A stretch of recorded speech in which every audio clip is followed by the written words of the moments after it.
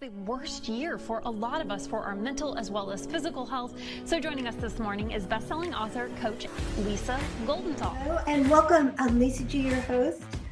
You're at the top of your game, yet the game is changing faster than ever. Strategies that got you here aren't the ones that'll keep you here. The pressure is relentless, and the fear of obsolescence looms large. That's why I'm here. Welcome to the new podcast series, Disruptive: How to Be Gritty and Unlock Performance in Business, Mindset, Wellness, and Success to help you master disruption. Thanks for coming, and I'll see you soon.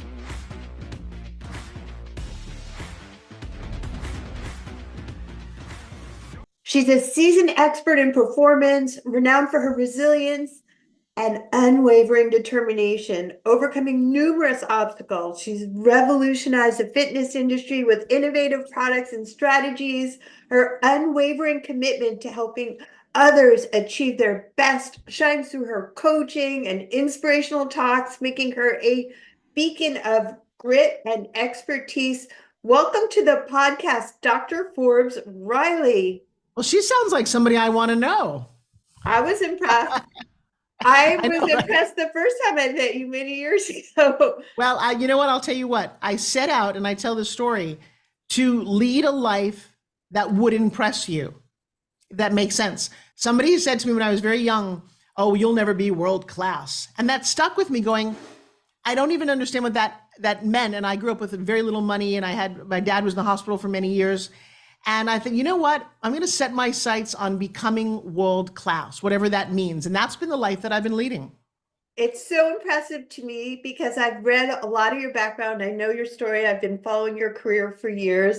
I want to talk to you a little bit about your firsthand experience in mental resilience and your pursuit of success. All right. Well, ask away, because I could talk for about 3 hours just on the concept of staying positive. Well, I love the story where you just let off saying how you had to prove people wrong. And I know that's been a recurring theme in your life. So what can you help our audience with? You know, we've all been through so much in the last 3.5 years alone about how can we have that kind of mental resilience and pursue success again and again with grit. So one of the secrets is consistency. And it's interesting because as we're in a new part of a year, we all go back to the gym. I've been going to the gym 1 to 2 times a day, which I hadn't been doing previously. In fact, my husband reminded me that I spent a lot of the last 2 years sitting in this chair, teaching and coaching and building a very big coaching company. And he's right. And he is a professional bodybuilder, so he knows. And as I've been going back every day, I'm realizing that's what you need to do with your mental. And I've been playing around with my own mental, because here's the thing. Life is not easy. Everyone walks around going, it's not fair. Well, if you find the book that says life is fair, share it with the rest of us, because I've never read it. I've read that life is anything but. Yeah. And so if you don't think about it that way, but you do believe that life happens for you, not to you. Well, if that's what you believe, it's almost my religion. You take every moment, whether it's a good or a bad or a tragic moment, and reframe it to work for you. Now, you might say, well, Forbes, how did growing up as an ugly girl with a broken nose and braces for 8 years and a tongue twister who couldn't talk, I didn't have many friends growing up. How does that work for you? That sounds like a horrible childhood. No, I'll tell you what it taught me. Lisa, it taught me to dream. It taught me to watch TV and movies and imagine that there might be a life better than the one I was leading. And I set out to find that. I literally, at 17, kissed my mom, who was 260 pounds and a little agoraphobic and didn't want to leave the house, said, I love you more than anything on the planet. And then I thought to myself, I just don't want to be you. And I'm going out, and I found Europe on $20 a day. It was a big book by Arthur Fromer.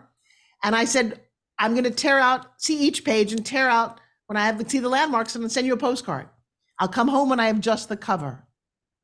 I was gone for 6 months on an adventure. That was crazy. And if I hadn't been willing to do it alone, it might not have been so wonderful. I had a Walkman, a camera, and a journal. And that's all I took with me.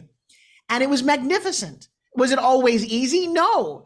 At some point in Paris, when I landed and I asked somebody for directions, he pushed me into an alleyway and tried to rape me. And I got over that. I jumped off a train, a moving train in Figueres, Spain, with a guy who had grabbed my backpack and said, follow me. I'm like, that's my stuff. The next thing you know, I'm rolling in the dirt to see the coolest museum ever. And I made a lifelong friend. And so I allowed myself that opportunity. But as I'm listening to myself say all this, you have got to, there's a conversation in your head. There's a little voice in your head. If you listen, you'll hear it. Now, one of the ways, Lisa, that I do this is an experiment. Now, you know that you're conscious right now, right? We're awake? Yes, hopefully. But did you last night grow your hair or make your sweat glands or move your poop? Did you do that? No. No, but somebody did. Somebody did. Are you a mom? No. Okay, well, I pushed out 2 children same day, 10 minutes. Somebody, I said to my kids, I think I made your hands on a Tuesday. I had nothing to do with it. It has happened, right? So I think about, is there somebody in charge of your subconscious that when you go to sleep, that there's someone who makes like a person you could talk to? Who's in charge of that? Who's the forewoman or foreman of your subconscious? And I ask people to take their hand like this, and you can do it too. Put it right down there and say hi. And literally, you should try this.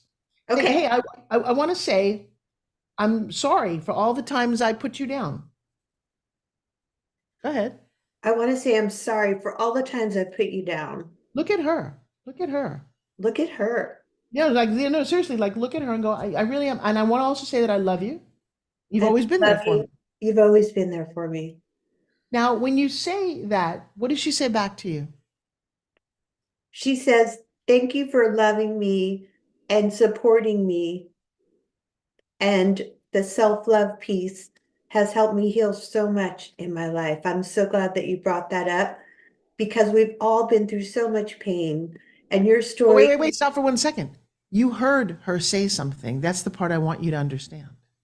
I'm not kidding when there's someone else in your world that you could, in fact, open a doorway to. Yes. And thank her instead of putting her down all the time and saying crazy things that make her upset, like, I'm nervous to do this, or I'm a loser, or you're saying that to a person who has no sense of humor, who says, okay, I guess we're a loser. We should lose more. Or I guess I should be nervous. So somebody make the sweat glands go, make her heart beat faster.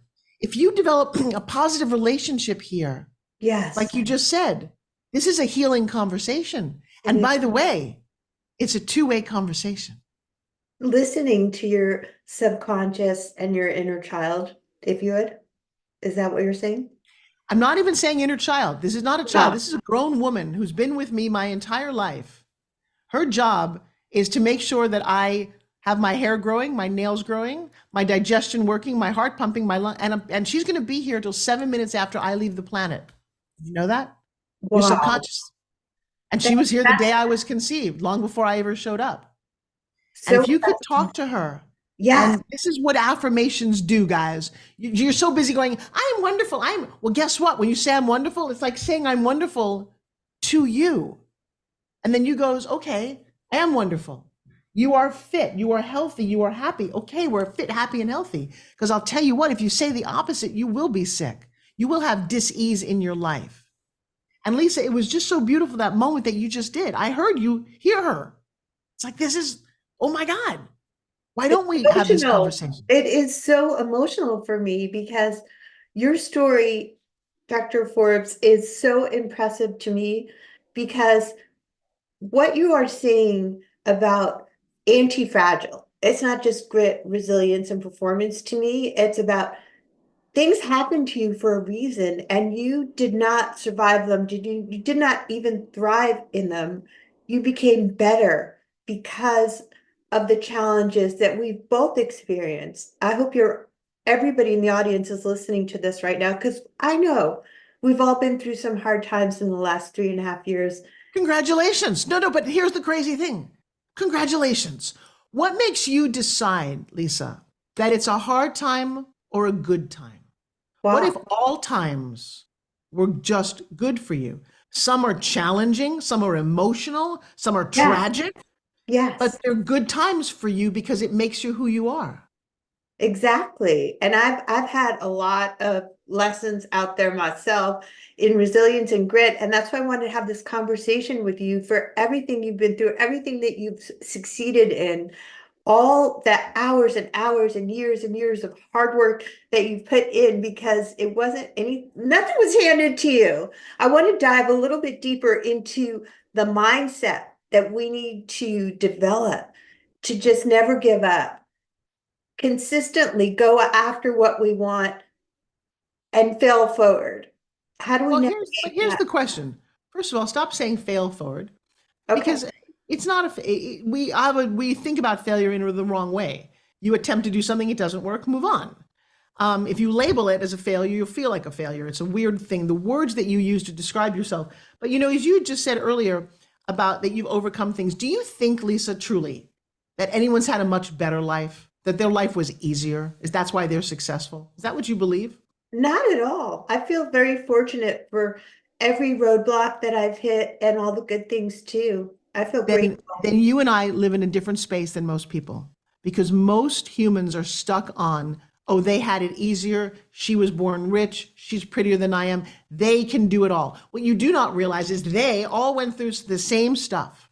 They've all had issues, and you can never look at, first of all, if I look at a beautiful woman, I know she's gone through some stuff just because she's a beautiful woman. Absolutely. You get abused, you get thrown away. I was listening to J-Lo talk just yesterday about how she's perceived as being a diva because she's a bit of a perfectionist. Her male counterparts are not perceived that way. So Right. here's a woman at the very top of her ladder, a triple threat, and she's still talking about this. So she doesn't have it any easier than you and I do. She probably works harder, though, than both of us to be able to sing and dance and be a mom and make movies and do what she does. Do you work that hard? Because if you do, you would have similar results. If you stop dwelling on the negative, you would have similar results. And then you got to get out of your comfort zone. Because here's the crazy thing. I don't know what your comfort zone is. I don't know. This is a box. I love when people say, Forbes, oh, you so think out of the box. You know what my answer is, Lisa? What's a box? Right. I love that. I love that. You can do all that. That's how you stay small. You decide, I'm out of my comfort zone. Screw it. I'm sorry. I've jumped off a building. I've jumped into space. I've dove down 120 feet. I don't have a comfort zone. I just have a zone. This is the zone I'm in. And by the way, when I get nervous or I get those little tinglies, it's like, yes, I'm alive. Yes, I'm alive. Most of you are like, I'm so nervous. And your little girl's going, oh, we're nervous. Guess you should shut down, start to sweat. And oh, don't do that to yourself. I walked out on a stage in front of 10,000 people at the Mandalay Bay Hotel at a convention of mostly men who didn't really want to hear what I had to say. Right. And I rocked it. You know why? Because I gave myself permission to do that. And before I walked out, I said, you are one badass, and you go have a blast, and you inspire them, and you do what you do, and you have fun. And it's funny because somebody sent me a song. Somebody made a rap song using some of the words that I said during my speech. Yeah. Because it pretty much, the song goes, I'm Forbes Riley. I think I came out, I was out there to have the most ridiculous time and not with no judgment. And I didn't necessarily know what I was going to say because I had parts of a speech, but I threw my hands up, and at the end of it, Lisa, I took my high heels off because my feet were hurting, and I danced around the stage barefoot, and I said, you know what? At the very least, here's what I'm going to give all of you guys. Permission to be you, to be crazy, to be disruptive, to be not liked, to just go out and be the best version of you. Try you on for size. You might be very surprised. I love that. There's so much to unpack in all this conversation. I know it's a short podcast. I don't even know when you guys are going to be listening to this, but this is part of Disrupted with Dr. Forbes Riley, How to Be Gritty and Unlock Performance. And I want to just discuss the role of consistent habits to get to a level where you have been and just achieving peak performance and sustaining that success over time.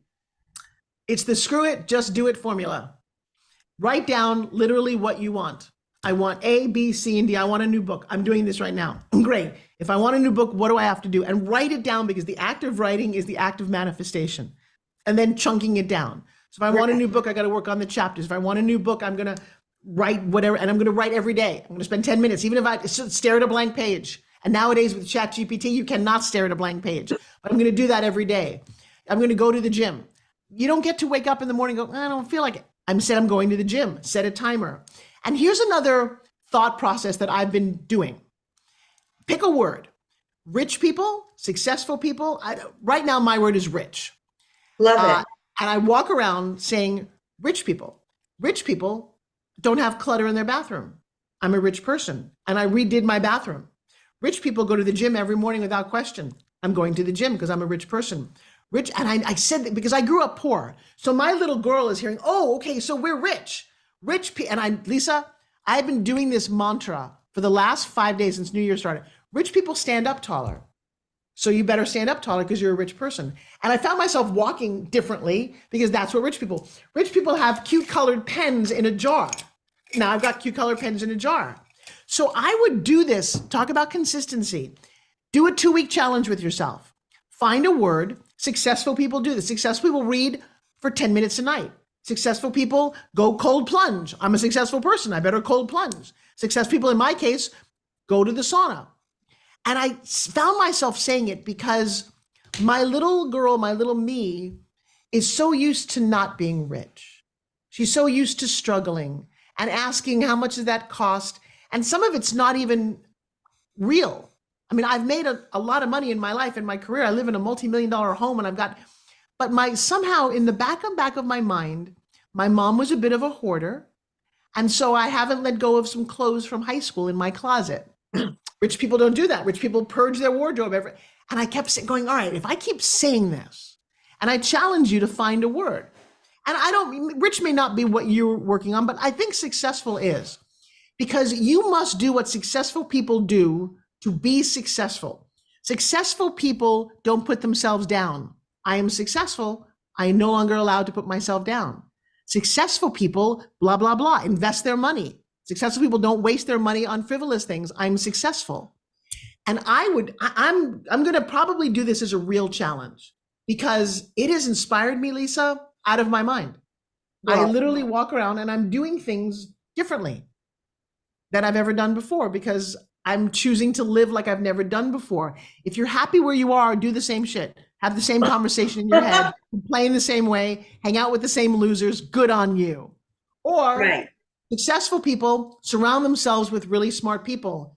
You're successful, who's around you. Successful people go on podcasts like Lisa's. I'm successful because I'm on Lisa's podcast. I love that. This is why I wanted to talk to you. I hope you guys are listening to this in the beginning of the year, because how you start the year is going to dictate the whole rest of your year. And my last question I want to talk to you about is, we touched on this lightly about embracing failure and not using that word. I get it. Okay. But let's just talk about turning setbacks into opportunities. Well, but Lisa, I can't generically do that. Okay. What is a setback? I launched a skincare line. I had people invest $500,000 in a thing called Forbes Flawless, and it did not work. Ultimately, for whatever reason, however it went down, it wasn't pretty. The project didn't work and it doesn't exist today. Is that a failure or a lesson? For me, it was a lesson. Right. And lesson. So what is yours? What are you referring to specifically? I've launched plenty of projects that have not done. Well, give me one. Give me one. I've launched interview series. I've launched no. challenges. Hang on. I've done a book. Stop. Do you want the best coach or no? Yes, I do. Give me one. Give me one that you're specifically thinking of. And God, look how gorgeous she looks. Thank you. What is that? My Skinny Jeans workout DVD came out right before 2008 when nobody had DVDs anymore. Well, why did you launch a DVD in a time when no one's doing DVDs? Did I know that was going to happen? Absolutely not. I just wait, hang on. No, wait, hang on. Did you take that same content and make it into a YouTube series? Oh yeah, I repurposed. Okay, so what part is a failure? I felt like a failure monetarily because it didn't do as well as I had intended it for it to do. Well, that's interesting because you set some expectation and now you're a failure. If you set a lower expectation, you would have exceeded that. That's a strange way to be, by the way. It's happened many times though. I'll tell you why. Who's your business coach? My first business coach, I'm not going to say any names right now, told me that all you have to do is launch a product and in 3 months you're going to hit all your income goals. And that didn't work. So I didn't enjoy the journey and I didn't feel successful. Okay. So listen to me. That's a silly mentor. You can't make that kind of promise. That's ridiculous. And I'm going to tell you, make sure that you've got the right kind of coach. I coach people now that's what I do for a living. I've got 22,000 students, sometimes in group coaching, sometimes in one-on-one. And so I would take you because Lisa, here's the thing that you're harboring. You set out, it's a fitness workout, correct? Oh, What's the name of it? Turn it around. What's the name of it? Workout. Lisa G. What? Skinny Jeans Workout. Skinny Jeans. Skinny Jeans Workout, which is a great title. What was your goal when you set out to make this DVD? To reach more people. I don't know. Now, that's interesting. What's the word more mean? I know that's not a concrete number. I love your mind for business, Forbes. This is amazing. Well, it's what I do. So if you said, look, I've got a great skinny jean workout. I want to sell 10,000 of these, not reach more people. Right. And did you also, as you were making this, what was the business plan that you had? Did you also create a diet program that they could do? Did you realize that now membership is a really big thing? Maybe you were a little ahead of your curve. If you still love this product, take it onto YouTube and launch it now. I got to tell you, I've launched my spin gym. I've sold 2.5 million of them when I first did that in the first 5 years. The last 6 years, I haven't done very much with it. Is it a success or a failure? Depends on how you look at it. It depends on what your intention is. But if I asked you some very specific goals, but here's what I'm noticing. You're harboring the fact that you failed. I don't think you did, my girl. You produced an entire series. Is it a good looking workout? Do people like it? Yeah, it was voted top in-home workout by Life and Style magazine, top 10. Well, I haven't received that and I'm very successful. So apparently you must be doing something right. Thank you. And is it content that you literally want? Did you repurpose it? And if it's not important to you anymore, then it was a lesson. Thank you for that reframe. I love the way that you're looking at the journey instead of the numbers you want to hit. Yeah, well, because and here's the problem with the number that you want to hit is that you just walk back there with a sense of, I'm going to show you how I failed. And I'm going to say, no, the fact that you're holding a CD in your hand of workouts is better than 98% of the people who never made that, my girl. Okay? Thank you. That's such a I love the way your mind works. I know it's such a short time with you and I'm not going to abuse that, but do you have any final tips for our audience on how they too can reframe failure as a stepping stone to success? Yes. Come on a Sunday. I just came back to doing Sundays live. I spend 2 hours every Sunday. I did that for 3 years. I call it www.pitchsecretsmasterclass.com. And let me work with you because I'm going to tell you something, Lisa. You cannot learn to swim from a book. You cannot learn to fly a plane from a book. All the information is there technically, but the goal is to practice and have somebody who has a different perspective than you push you. It's why every Olympic athlete, every football player, baseball team has many coaches. Because just like I took what you were dealing with, and I'm going to tell you, this is going to make you feel so much lighter. Thank you. Shift the perspective because I'm not you. Thank you for that. It really did make me feel like more of a success than I had initially. So where can people find you, find the Sunday and all of the good things? Well, you see my name down there, Forbes Riley. Just go to ForbesRiley.com and everything I have is there. I've got a free gift for you. I'm always putting up a new free gift, whether it's a new way to pitch or a great way to find new podcasts to be on. I love giving out free gifts. And then at the moment, if you're listening to this, probably for the next year, I'll be there every Sunday live. And I'll have between 20 and 200 people on this call. And I'll pick out people. And what I just did with Lisa, I love doing. Because even if I don't work with you, the genius of what you got to see is you saw Lisa's face and her whole physiology change when she realizes this wasn't a failure. I freaking produced a DVD with my workouts on it that I can do more with if I want to. Or maybe I should rethink now that memberships are easy to do, a workout over 50 for women, a workout over 60 for women, and maybe include this as a free gift. Hey guys, you know what? I've got a skinny jean workout I'm going to give you for free when you sign up. It never goes away, the work that you do.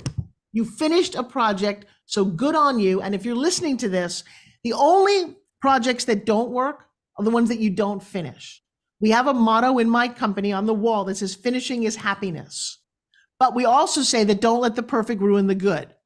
So some of you will never get that book out, or you'll be like my dad, who never got any of his inventions out to the world. And when he died, his entire garage got sold to people in a yard sale, and it was embarrassing. all the things that he loved and cherished so deeply, and he held it so tightly. It's just not done. It's not done. It never saw the light of day.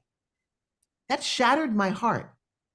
And I set out for many years to bring inventors and put them on infomercials, to put them on home shopping, to make that $1 million. Lisa, unlike your coach, I can't guarantee any success, but I can guarantee that if you finish a project, you have something. You have a book you're holding in your hand. You have, this is my mouse pad, okay? My little pitching mouse pad. I'm holding it in my hand. It's real. It's something I finished. So many people design things or create things and they don't go anywhere. Get the book out there, and you know what?